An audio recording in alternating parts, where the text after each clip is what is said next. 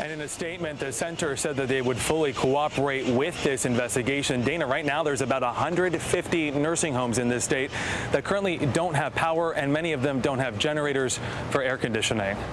Jonathan, you mentioned those 150 other nursing homes. I know Governor Scott called this unfathomable. What does this mean for those nursing homes? Did it spur any action?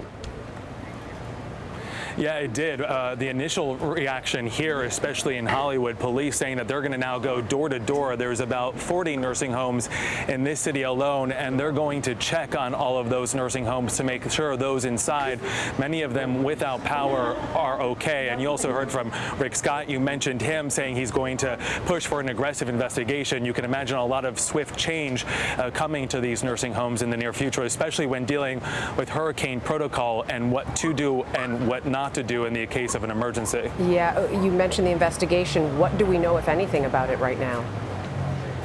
Yeah, there was a press conference that was held just a short while ago. According to the PIO, the press officer that gave this conference, she said that at an early look right now, it appears that there was actually some sort of power supply inside this center. Simply, the air conditioners weren't working. I also asked about the response time here, because this has been something that we've been looking closely at. Yeah. They initially said in a statement that it was 3:30 they got that first call. They confirmed that actually in this press conference.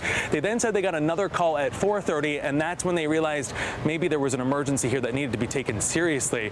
I asked them why it took so long to get there at 6 o'clock. We're talking 2.5 hours after that first call went out. This is an incredibly vulnerable community, as you can imagine.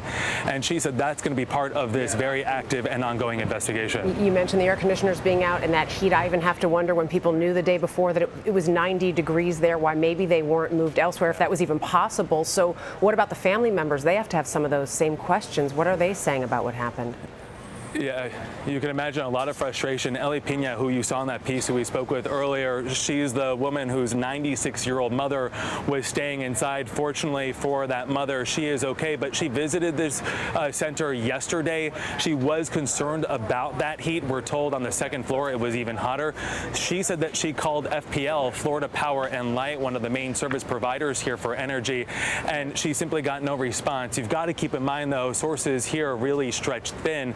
About half of Hollywood is still without power, as crews here are trying desperately to get them restored. And you can imagine a lot of people who are waiting in the dark, very frustrated as this process continues on tonight. All right, Jonathan Vigliotti in Hollywood, Florida. Jonathan, thank you. Thank you.